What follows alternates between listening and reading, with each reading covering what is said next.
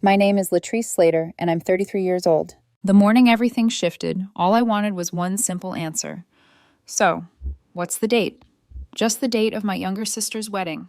The wedding I'd helped plan, paid deposits for, rearranged my life around. Nina didn't even hesitate. It already happened last week, she said cheerfully through the phone. I only invited the people who mattered. The words punched a breath out of my chest, silently, like someone had opened a door in winter and let the cold rush through me. I swallowed. The people who mattered? Yeah, she said, impatient, like I was inconveniencing her. You're always overwhelmed at events. I was trying to help you by keeping it small. She hung up before I could say another word. A quiet ringing stayed in my ear long after the call ended. I dialed Mom, hoping, praying, this was some bizarre misunderstanding. Mom answered the phone too quickly, like she'd been bracing for this. Sweetie, the wedding was just for a few of us. The family decided your presence wasn't needed. The family decided my presence wasn't needed. Like I was the coat they chose not to bring. Like I was optional. My mouth curled into something that looked like a smile, because that's what my body has learned to do when my heart is breaking. A polite, invisible smile. Okay, I said softly. That's my sensible girl, Mom replied, relieved. It was intimate, no fuss. No one mentioned that I was the one who paid the deposit, that the photographer's retainer came from my savings, that half the vendors had my card on file. I ended the call, washed a mug that wasn't dirty, and stared at my reflection in the window. Faint, ghost-like, almost see-through. Just like they treat me. If someone wrote a book about my life, I'd be the chapter divider, not the chapter. Background person. Older sister. The one who shows up early, stays late, and never asks for anything. My job in warehouse operations suits me. Predictable schedules, spreadsheets, a warehouse off I-84 that feels like a puzzle I know how to solve, pallet 48 missing, scanner 7 dying after lunch, shift swaps, broken boxes, problems that make sense. I live in a small one-bedroom with thin walls and a balcony that fits exactly one chair and a basil plant that keeps threatening to give up on life. I keep a whiteboard by the door. Bills due, errands. Tuesdays, call grandma. Fridays, check coupons. Life written in tidy squares. People call me when things go wrong because I'm reliable, not because I'm someone they delight in. Nina is the glow of the family. Dad says she has that spark. Mom calls her the sunshine girl. To them, I'm the tool drawer. Useful, forgotten, opened only when something breaks. Nina is 4 years younger, glamorous in every photo, talented at making her problems sound like emergencies I must solve. When we were kids, the good chair was hers for piano practice because the acoustics were better. In high school, I took the bus so she could drive the family car to rehearsals. After college, she'd ask for small help that quietly became medium, then urgent, then just until Friday. Another Friday that slid into Monday, and Monday that slid into next month. And me? I always said yes. Because that's what older sisters do, right? We play the role written for us. When Nina got engaged, I genuinely hugged her. She and her fiancé, Marcus, had that mirror each other's jokes kind of energy that looks cute in photos. Mom bought a wedding binder with tabs. Dad promised, we'll all pitch in. The binder sat on the counter like a second heart. I said reflexively, just tell me what you need. I always do. But slowly, subtly, they built the whole planning world without me. A group chat named Nina and Marcus Wedding Brain existed, and I wasn't in it. Mom sent me random forwarded screenshots as if that counted as inclusion. I was allowed in the lobby, not the room. Still, I kept PTO flexible. Still, I rearranged my schedule. Still, I paid the invoices because the vendors. Only take Zelle and Dad can't figure it out. Venue deposit, me. Photographer. Retainer, me. City park permit, me. Floor design, fee, me. Every time Mom said, we'll settle it later. Later is a ghost word in our house. Always promised, never delivered. The night before everything broke open, after a brutal shift at work, I finally texted Nina. Me. Hey, do we have the wedding date nailed down? Need to plan PTO. Her dots popped up immediately. Then, Nina. Oh, it happened last week. My heart stuttered. Me. What? Nina. I kept it super small. Only invited a few people who mattered. She might as well have texted, you don't matter, Latrice. The fridge hummed louder. The basil on the counter drooped like it couldn't bear the humidity of the moment. I called Mom, my voice thin. And she confirmed it without remorse. The family decided your presence wasn't needed. Not forgotten, not accidentally excluded, decided. The choices behind that word felt razor sharp. I hung up, cleaned the spotless counter, and wrote a list in all caps. Go to work, don't argue, check all contracts. Because lists keep me from falling apart. I found the contracts, all of them. Venue contract holder, me. Venue balance due, before wedding, my card. Photographer balance, my card. Florist, my card on file. Planner. For efficiency, charges will be processed using the card and file, which was, surprise, mine. They cut me out socially, but financially, I was the backbone. The bank account. The dependable mule. They didn't want me there. They just wanted my card. That night, sitting alone with the buzzing of my refrigerator and the sad leaf of my basil plant brushing the window, something small and quiet inside me stood up for the first time in years. It wasn't anger. It wasn't revenge. It was clarity. A tiny voice whispering, no more. I didn't sleep well, but when I woke, the plan was simple. Remove my card. Redirect every invoice to them. Confront the truth calmly. Stop being invisible. Sunday brunch at my parents' house would be the line in the sand. Whatever happened next, I wasn't going to disappear for them anymore. Sunday noon arrived with the same heavy stillness as the moments before a storm.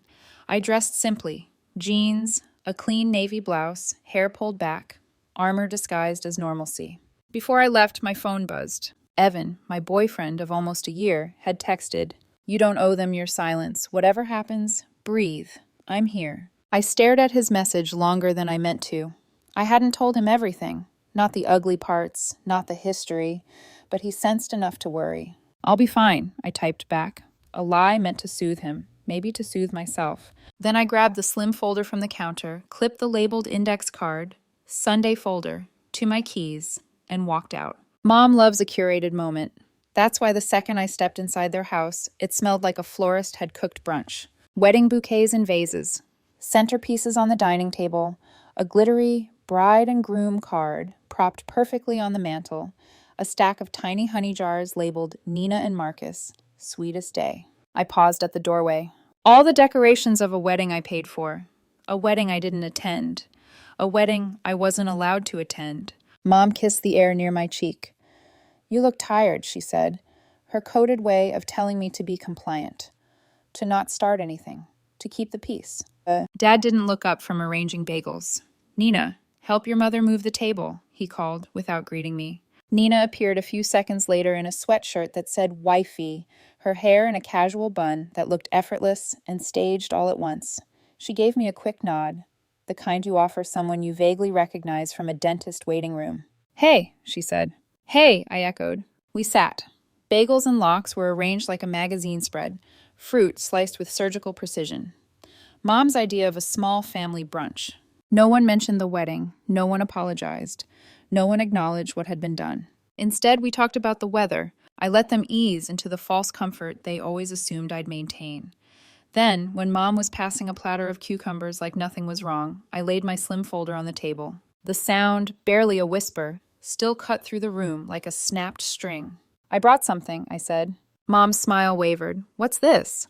"The wedding balances," I said evenly. "The vendors have been using my card. That stops today." The air shifted. Dad's jaw flexed. Nina sat up straighter. Mom blinked in disbelief. "Oh, Latrice, don't be dramatic." Dad frowned. "We said we'd reimburse you."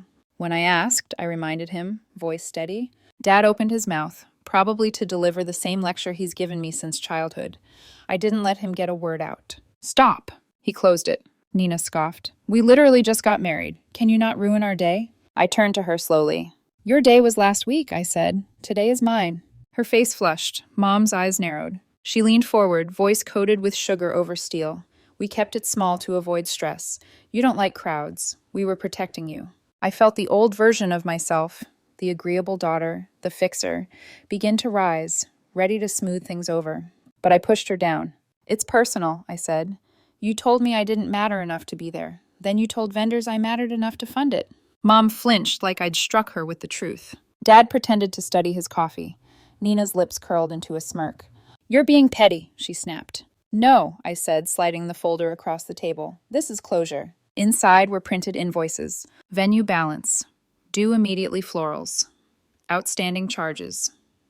Bar extension charge. Reversal filed photography.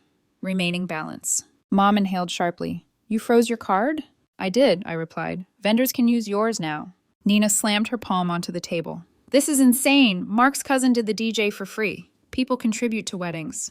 People contribute to events they're invited to, I said quietly. For a moment, the room fell completely silent. Mom stood so quickly, her chair scraped the tiles. If you walk out now, don't expect to come home for Christmas. I didn't even blink. I'm not walking out, I said. I'm leaving. Nina crossed her arms. Fine, we'll pay you later. Later isn't a date, I replied. Mom followed me to the doorway, her voice rising. You're ungrateful. I'm done being invisible, I said. Not loudly, just truthfully. Dad called after me as I stepped outside. You'll regret this, Latrice. The cold December air kissed my face, sharp and freeing. I walked to my car, heart hammering, hands trembling with a kind of power I'd never felt before. I sat in the driver's seat until the shaking faded. Then I drove home to my quiet apartment, where the basil plant drooped toward the window like it wasn't sure whether to survive or surrender. I understood the feeling. Fallout didn't happen all at once. It arrived in small sounds. Pings, notifications, alerts. 10:08 p.m. Planner. We need a new card on file. Me. Use the bride or her mother. 1:27 p.m. now. Venue unable to process payment. Me. Not me. Contact my mother. 2:02 p.m. Florist. Card declined. Me. Remove mine. Use Nina's or my mom's. 2:40 p.m. Bank. Alert. Attempted charge flagged. New card issued. Voicemails followed. Mom crying. Dad shouting. Nina demanding. I muted all of them. That night, I made a new list. Freeze credit. Update passwords. Remove family. Amazon ad alerts. Book therapy. Repot basil. And then, for the first time in I don't know how long, I slept. Not lightly, not restlessly. I slept like a switch had been flipped. The next morning, my phone buzzed nonstop. Family group chat. Mom. Ungrateful. Dad. Money isn't everything. Nina. You think you're better than us now? Mom. After all we've done. I muted the entire thread with a single swipe. My silence was louder than any reply I could have given. At work, I tried to bury myself in routine, scanning manifests, answering dispatch calls. But even Eli from returns picked up on my mood. You okay? He asked, raising a brow. Family stuff, I said, vague but true. He huffed a sympathetic laugh. Say no more. Want to borrow my noise-canceling headphones for your brain? It cracked the edge of a smile out of me. A small, tired one, but real.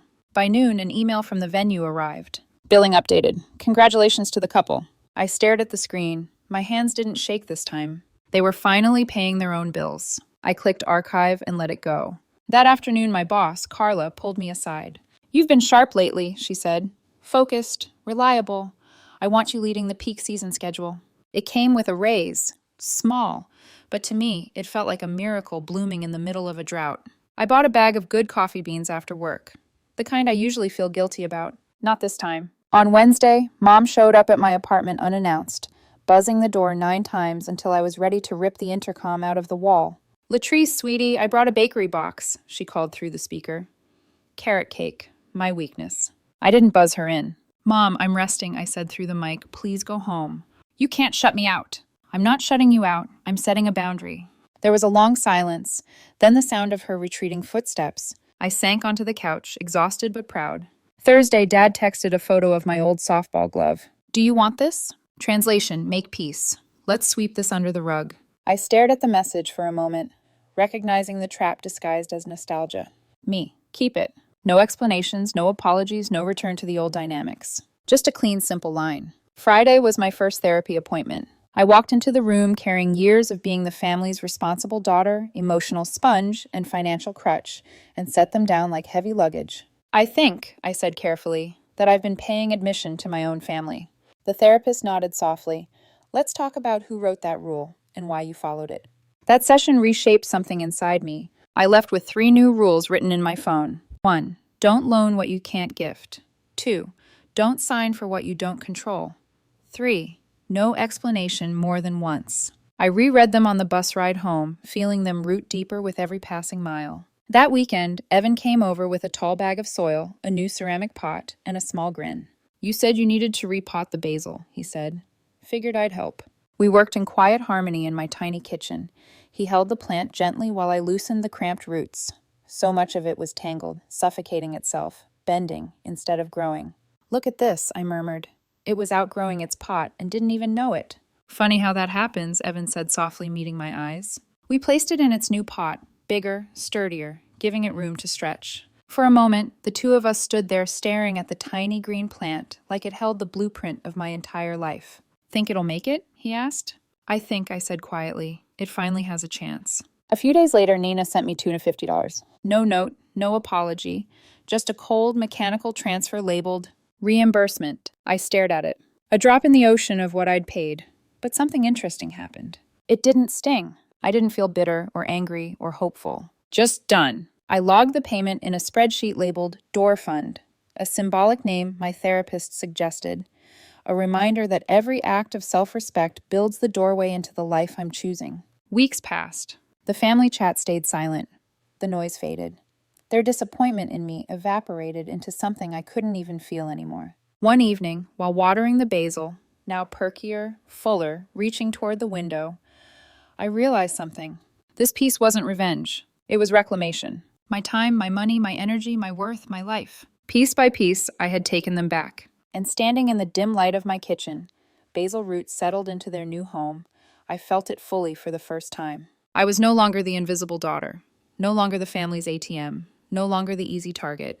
I was Latrice Slater, 33, rebuilt, and finally free.